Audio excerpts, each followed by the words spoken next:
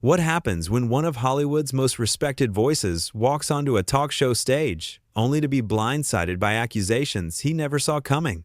In just 38 seconds, a civil conversation spiraled into a full-blown confrontation that left audiences stunned, and one legendary actor walking off set before the interview even reached the commercial break. This is the story of how a simple question turned into one of the most explosive talk show moments in recent memory.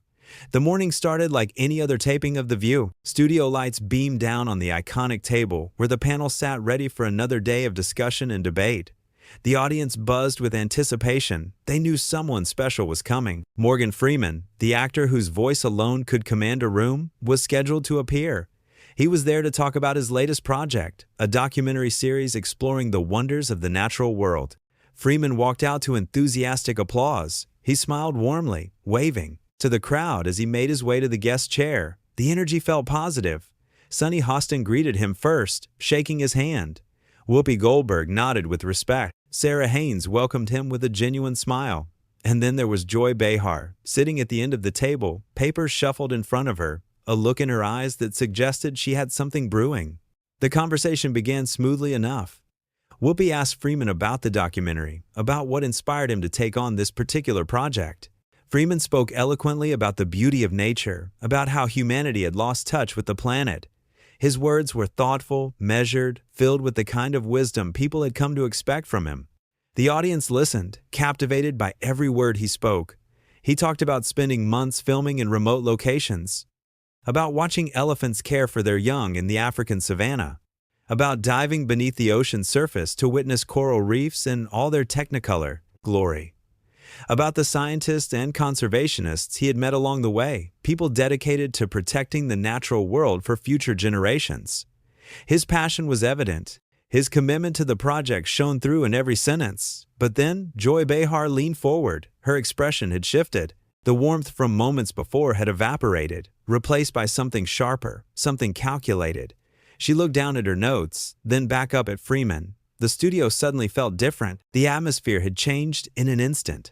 "Morgan," Joy began, her voice cutting through the studio like a knife. "Before we continue with the nature talk, I think we need to address something that a lot of people have been talking about." Freeman's smile faded slightly. He tilted his head, curious but cautious. The other hosts exchanged quick glances. Sarah shifted uncomfortably in her seat. Even Whoopi seemed unsure where this was heading. The producers in the control room leaned closer to their monitors, sensing something was about to happen. "Sure," Freeman replied calmly, his voice steady. "What's on your mind?" Joy flipped through her notes dramatically, making a show of finding the exact page she wanted. Then she looked up, her eyes locked on Freeman. "There's been a lot of criticism about some of your past comments regarding certain social movements. Some people feel you've been dismissive of important causes. Don't you think, as someone with your platform, you have a responsibility to be more supportive?" The air in the studio changed instantly. The audience went quiet. You could hear people shifting in their seats, the rustle of programs, someone's phone buzzing. This was not what anyone had expected. Freeman was here to talk about nature documentaries, elephants, and coral reefs, not to be interrogated about his personal beliefs.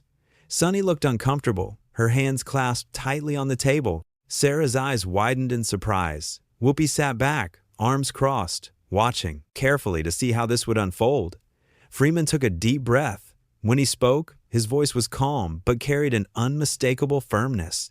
"Joy, I think you're mischaracterizing what I've said. I've always believed in equality and justice. Those are values I hold deeply. What I've questioned is the effectiveness of certain approaches, not the goals themselves. There's a significant difference between being critical of methods and being dismissive of causes. I hope you can see that distinction." Joy waved her hand dismissively, as if swatting away his explanation. "But don't you see how that sounds to people? When you have millions of people looking up to you, when you have the kind of influence you have, saying things like that can be harmful. It gives people an excuse not to participate, not to care. It lets them off the hook." "I disagree with that assessment," Freeman responded, maintaining his composure. "I think encouraging people to think critically, to really examine issues from multiple angles, is exactly what we should be doing. Blind followership has never led to real progress in any movement. People need to engage with ideas, question them, understand them deeply. That's how we grow as individuals and as a society." Joy's expression hardened even more. Her voice took on an edge. So you're saying people who are passionate about these causes, people who are out there fighting for change, are just blindly following? Freeman shook his head slowly, deliberately. That's not what I said at all, Joy. And I think you know that. You're twisting my words to fit a narrative that isn't accurate. Whoopi finally jumped in, sensing the tension escalating to dangerous levels. Okay, everybody, let's just take a breath here. Morgan, I think what Joy is trying to understand, what a lot of people might be wondering, is how you reconcile your personal philosophy, this emphasis on critical thinking, with the genuine urgency that many people feel about these issues. Freeman nodded, appreciating the attempt to redirect toward a more productive conversation. I understand the urgency, Whoopi. I really do. I feel it myself.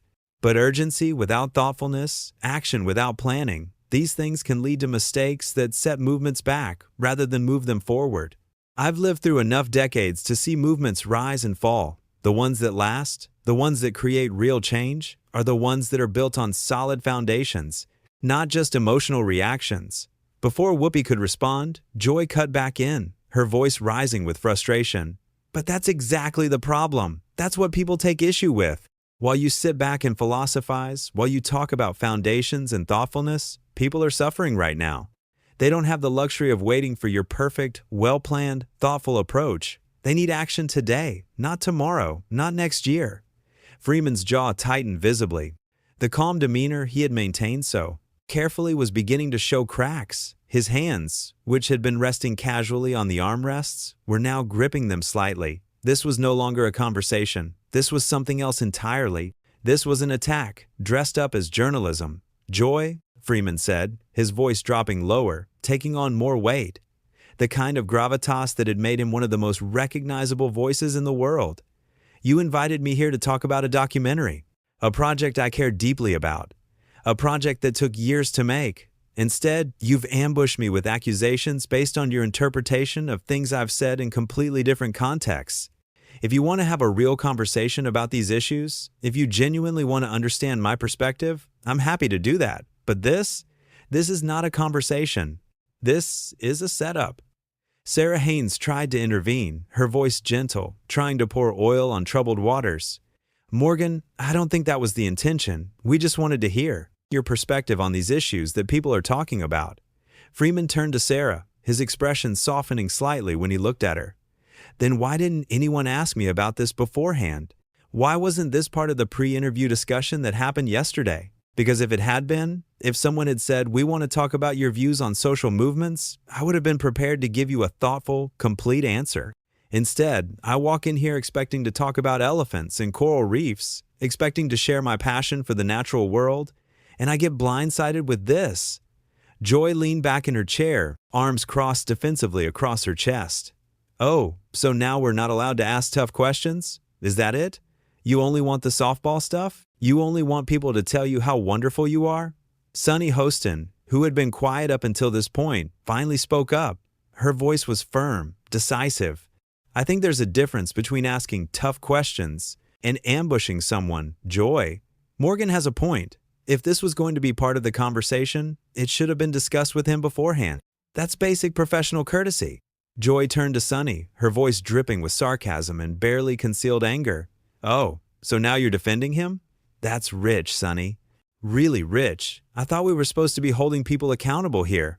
I'm defending basic respect, Sunny shot back without hesitation. Something we should be showing all our guests, regardless of whether we agree with them or not. That's not about defending anyone. That's about maintaining standards. The studio audience was completely silent now, sensing they were witnessing something extraordinary, something that would be talked about for a long time. This was not scripted banter designed to create buzz. This was real conflict, unfolding in real time, unfiltered and raw. Cameras kept rolling, capturing every uncomfortable second, every tense exchange, every flash of emotion crossing the faces at the table. Joy turned back to Freeman, her expression defiant, refusing to back down. Look, Morgan, I'm sorry if you feel ambushed, but these are questions people want answered. These are conversations that need to happen. You can't just show up here, promote your project, get your publicity, and expect us not to address the elephant in the room. Freeman stood up slowly. The movement was deliberate, controlled, powerful in its quiet certainty. Everyone at the table froze. The audience held its breath. This was the moment. The elephant in the room, Joy, is not my past comments. The elephant in the room is that you've decided to use your platform, your position of power here, to attack me instead of having a genuine dialogue. You're not interested in understanding my perspective. You never were. You're interested in scoring points, in creating a moment, in getting clips that will go viral. Joy stood up too, matching his posture, refusing to let him have the high ground. Scoring points? This is about accountability, Morgan, something you clearly have trouble with. Something a lot of powerful men have trouble with. Accountability, Freeman repeated, his voice heavy with disappointment and weariness. You want to talk about accountability? How about being accountable for how you treat people who come on this show in good faith? How about being accountable for turning what should be a respectful conversation, what should be an exchange of ideas, into a public shaming session?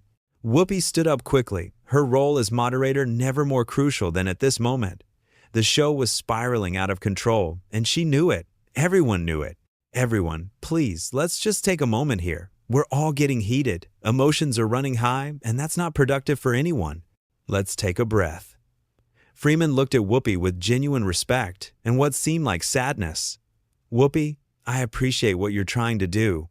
I really do. But I came here in good faith. I prepared to talk about something I'm passionate about, something positive and important. And instead of being treated like a guest, instead of being given the courtesy that any human being deserves, I've been treated like a defendant in a trial. I don't need this. I don't need to subject myself to this kind of disrespect. Joy scoffed loudly, the sound echoing in the quiet studio. Disrespect? You think asking you tough questions is disrespectful? Maybe you're just too used to people treating you like royalty. Maybe you're just too used to people kissing your feet because you're Morgan Freeman, the great movie star. Newsflash, we don't do that here. That was it, the final straw. Freeman reached down and unclipped his microphone with steady hands. The small gesture spoke volumes. It said more than any words could. He was done. Not just with this segment, but with the entire interview, with the entire situation. I don't need people to kiss my feet, Joy. I've never wanted that. I just expect basic courtesy, basic human decency, something you clearly know nothing about. Sarah stood up quickly, hands raised in a pleading gesture, her face showing genuine distress. This was not how guests were supposed to be treated, and she knew it. Everyone knew it. Morgan, please, don't go. We can move past this. Let's talk about the documentary. Let's talk about what you came here for, please. Freeman shook his head gently, his expression not angry anymore, just deeply disappointed, sad even. Sarah, you seem like a lovely person. You really do. But I can't stay here. Not after this. Not when it's clear that respect is a one-way street on this show. Not when it's clear that some people here value confrontation more than conversation. He set the microphone down on the table carefully, not slamming it, not making a dramatic show of it, just placing it down with quiet dignity, with the kind of grace that had defined his entire career. Then he looked at each host in turn, taking a moment with each one. At Sunny, who looked sympathetic and supportive. At Sarah, who looked heartbroken and apologetic. At Whoopi, who looked frustrated but understanding. And finally, at Joy, who was still standing there with her arms crossed, defiance written all over her face, refusing to show any crack in her armor. Joy, I hope one day you learn that you can challenge people without disrespecting them, that you can ask hard questions without making it personal, without making it an attack, that you can disagree with someone without demeaning them, without trying to embarrass them. Because right now, what you're doing is not journalism, it's something else entirely, and it's beneath what this show should be. Joy's face flushed bright red. Her voice rose to almost a shout. How dare you stand there and lecture me about journalism? I've been doing this for decades. I don't need advice from someone who lives in an ivory tower, completely disconnected from real people and real problems. An ivory tower, Freeman repeated quietly, almost to himself. Is that what you think? That because I've been successful, I'm disconnected from reality? Joy, I grew up in Mississippi during segregation. I've seen real injustice up close. I've experienced real discrimination, real hatred, real barriers. I don't need you to tell me about struggle. I don't need you to educate me about what matters. And I certainly don't need you to question my commitment to making the world a better place. For the first time, Joy seemed momentarily at a loss for words. Her mouth opened, then closed. But she recovered quickly, her defenses snapping back into place like a fortress gate. Well, if you can't handle a few tough questions, maybe you shouldn't be doing interviews at all. Maybe you should just stay home. Freeman smiled sadly, a smile that contained no joy, only weariness and disappointment. There's a difference between tough questions and verbal ambushes, Joy. A big difference. I've done thousands of interviews in my career. Thousands. I've never walked out of one before. Not once. That should tell you something. That should make you think about what happened here today. Sunny stood up and extended her hand to Freeman, the gesture clear and deliberate. She was on his side, whether her co-host liked it or not.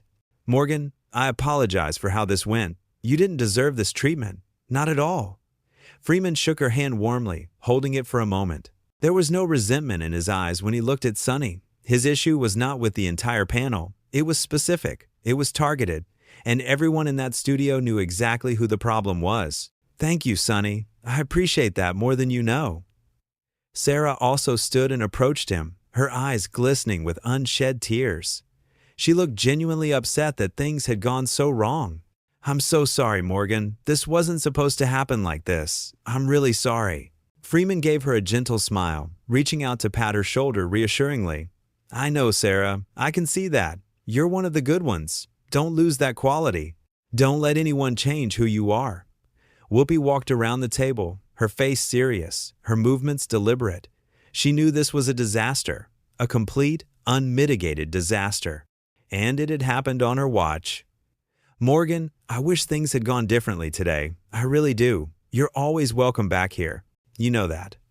Freeman nodded slowly, acknowledging the gesture but not accepting the invitation. I appreciate that, Whoopi. I really do. But we both know that's not going to happen. Not as long as certain people think ambush tactics are acceptable, not as long as guests can be treated this way without consequences. He did not look back at Joy when he said it, but everyone knew who he meant. There was no need to point, no need to be explicit. Joy stood there, arms still crossed, jaw set, refusing to show any crack in her armor, refusing to admit, even to herself, that perhaps she had gone too far. Freeman turned to leave. The audience sat in stunned silence. No one applauded, no one booed. They simply watched, mesmerized, as one of the most respected figures in entertainment walked off the View's stage, his dignity intact, his head held high, his self-respect uncompromised. As he reached the exit, he paused for just a moment, as if considering whether to say something more. Then he was gone, disappearing behind the curtain, leaving behind a set full of shocked faces and an audience that would be talking about this moment for months, maybe years to come. Back at the table, chaos erupted the moment the camera stopped rolling. Joy was defending herself loudly, her voice rising above the din. I did nothing wrong. I was asking the questions that needed to be asked. That's my job. Sunny was shaking her head in disbelief, her disappointment evident. You pushed him too far, Joy. Way too far. That was completely out of line. You ambushed him. I was doing my job, Joy shot back, her volume increasing. No, Whoopi said quietly, but with unmistakable authority, looking up from where she had sunk back into her chair. You were proving a point. You were making yourself the story. And it cost us a guest. It cost us respect. And honestly, Joy, it might cost us a lot more than that. The tension lingered long after Freeman left the building. Production assistants scrambled to figure out how to fill the rest of the segment, what content they could use, what they would have to cut. Producers huddled in emergency meetings in back rooms, their voices raised, debating how to handle the fallout. The social media team braced for the inevitable storm, watching as clips started appearing online almost immediately, as reactions began pouring in from all corners. And somewhere outside the studio, Morgan Freeman was getting into a car, his team gathered around him, all of them processing what had just happened. He had come to talk about nature, about beauty, about wonder, about the planet he loved and wanted to protect. Instead, he had been forced to defend himself against baseless accusations and unwarranted disrespect.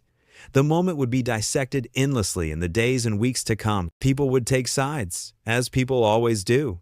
Some would defend Joy, claiming she was just doing her job as a journalist, just asking the tough questions. Others would support Freeman, arguing he had every right to walk away from a situation that had become hostile and unprofessional. But in the end, what happened on The View that day was actually quite simple. A respected guest came on a show expecting one thing, having been promised one thing, and got ambushed with something entirely different. He responded with grace and patience for as long as he could. And when that grace was met with continued disrespect, when his patience was exhausted, he made the only choice that preserved his dignity. He walked away. Morgan Freeman had spent decades, his entire career really, earning the respect of millions of people around the world. And on that day, in that moment, he proved exactly why he commanded such respect. Not by fighting back with equal hostility, not by matching Joy's aggression with his own, but by simply refusing to participate in a spectacle that was beneath him, beneath his values, beneath his standards. The audience would never forget the sight of him carefully removing the microphone and setting it down on the table, not throwing it down in anger, not ripping it off in rage. Just carefully, deliberately, with complete control, setting it down. And then that final look at each host, those few words to Joy about learning to challenge without disrespecting. It was all so measured, so controlled, so dignified. Joy had wanted to challenge him, to hold him accountable, to create a moment that people would remember. She succeeded in creating a memorable moment, but not in the way she intended. She revealed that in her pursuit of what she believed was righteousness, in her quest for the perfect viral clip, she was willing to sacrifice basic courtesy, basic respect, basic human decency. And Morgan Freeman had shown the world, had reminded everyone watching, that no amount of fame or success obligates anyone to accept disrespectful treatment, that walking away, removing yourself from a toxic situation, is sometimes the most powerful response available. That dignity cannot be taken from you. It can only be given away, surrendered voluntarily, and Freeman made it absolutely clear that he would never surrender his. The 38 seconds that sparked everything, that set the whole confrontation in motion, happened so fast that if you blinked, you might have missed the exact moment things went wrong. But those 38 seconds revealed everything anyone needed to know about the dynamics at play, about who came prepared for a genuine conversation and who came prepared for a confrontation, about who valued respect and who valued ratings, about who saw the guest as a human being and who saw him as content. Morgan Freeman walked onto that stage as a guest. He left as a symbol, a reminder that some lines should not be crossed, no matter how good the ratings might be, that some behaviors are unacceptable, regardless of the setting or the justification. That respect is not optional. It is essential. It is foundational. It is non-negotiable. And as he left that studio, walking past shocked crew members who had frozen in place, past stunned audience members who sat in disbelief, he carried with him the respect of everyone who understood what they had just witnessed. Not a celebrity tantrum, not a diva moment, not an overreaction, but a principled stand by someone who knew his worth, knew his values, and refused to be diminished by anyone, no matter who they were or what platform they controlled. Few exits in television, history would be remembered the way this one would be. Few moments would generate as much discussion, as much debate, as much reflection on what had gone wrong and how it could have been prevented. And at the center of it all was a simple truth, a truth that somehow gets forgotten in the rush for ratings and viral moments. Respect matters. Courtesy matters. How we treat people, especially when we have power over them, matters. And when those things are absent, when respect is sacrificed for spectacle, even the most carefully planned television segment can collapse in 38 seconds. Morgan Freeman had shown the world what true dignity looks like in action. He walked away with his head held high, his integrity intact, his self-respect uncompromised, proving once again that dignity cannot be taken away unless you choose to give it away, and making it absolutely, undeniably clear that his dignity was not and would never be for sale at any price.